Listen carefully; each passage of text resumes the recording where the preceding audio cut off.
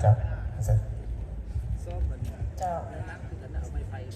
ก็เดินก็ขอสบายดีตอนเช้าธรรมดาท่าน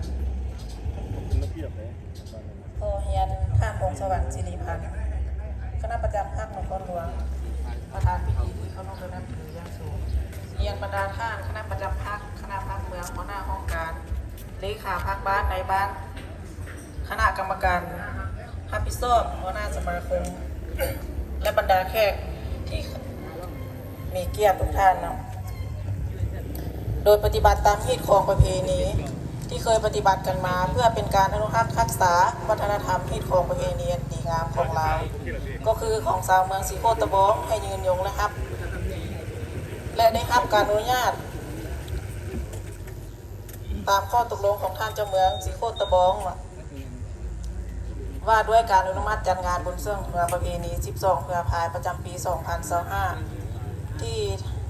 ท่าวัดเมืองหวาเมืองสิโคตะบองนครหลวงเวียงจันทร์เมื่อนี้ทางคณะรับผิดชอบจึงได้จัดงานบุญส่งเมืองประเพณีสีไข่นี้ขึ้นอย่างเป็นทางการเป็นเกียรติเข้าร่วมพิธีเปิดงานแข่งขันส่วงเมืองประเพณีสีไข่ประจำปี2025ในครั้งนี้ขอต้อนรับท่านองค์สวรรค์สิริพันธ์คณะประจำภาคนครหลวงเวียงจันทร์ก็เป็นเกียรติเข้าร่วมขอสมเสยท่านบุญมีสัญญวงศ์คณะประจำภาครองเลขาภาคเมืองสีโคตะบองก็เป็นเกียรติเข้าร่วมขอสมเสยท่านแสงสุริยันสิริโภคาคณะประจำภาครองประธานองค์การปกครองเมืองสีโคตะบองขอให้เกียรติเข้าร่วมขอสมเสยท่านสมชายแสงประดิษฐ์คณะประจำภาคประธานองค์การกวดกาภาคประธานคณะกวดกาภาคองค์การกวดการัฐก็ให้เกียรติเข้าร่วมขอสมเสยพร้อมนี้ก็มีบรรดาท่านคณะภาคเมืองเลขาภาคบ้านนายบ้านจิบบ้านและแขกที่มีเกียรติก็ให้เกียรติเข้าร่วมขอสมเสยเจ้าวาระต่อไปนี้ขอเรียนเชิญท่านจินตนาขุนศรีหัวหน้าอนุกรรมการจัดงานแข่งขันขึ้นรายงานการเตรียมความพร้อมและระเบียบการแข่งขันส่งงานประเพณีสีไข่ประจำปี2025ขอเรียนเชิญ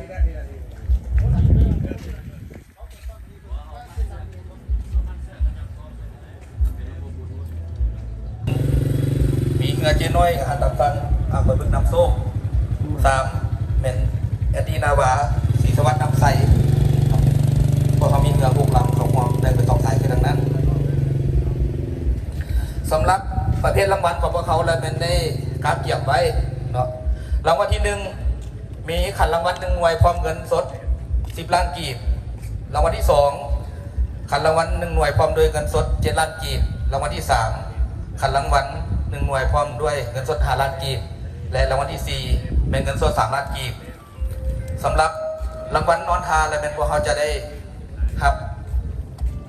จำนวน1,500,000 กีบต่อลำในการจัดการเก็บความพร้อมพันทางด้านบรรดาเรือบรรดาสีพายก็ได้กล้าเกี่ยมได้ความจิตความใจกันมาร่วมในงานของพวกเขานี้แล้วโอกาสนี้ก็ขอมอบเวทีมอบวาระให้จะตั้งพิธีดำเนินต่อเจ้าขอบใจขอบใจรัฐวิสาหกิจน้ำประปา500,000 กีบลาวเดินอากาศเป็นน้ำดื่ม50 แพ็คบริษัทล้านสร้างน้ำดื่ม50 แพ็คเนาะลาวโตโยต้าส้มโยเป็นเงินสด10 ล้านกีบและ ST กรุ๊ปนี้5 ล้านกีบเนาะบริษัท KP 3 ล้านกีบโรงงานเล่าวัฒนา1 ล้านกีบและบริษัทเบียร์ลาวนี่มอบเป็นเครื่องดื่มเนาะรวมมูลค่าเป็น21 ล้านกีบในนามตั้งหน้าคณะรับผิดชอบขอแสดงความขอบใจและเสริมสวนบรรดาท่านตบมือทรงเชยบรรดาท่านที่มาทำในครั้งนี้เนาะ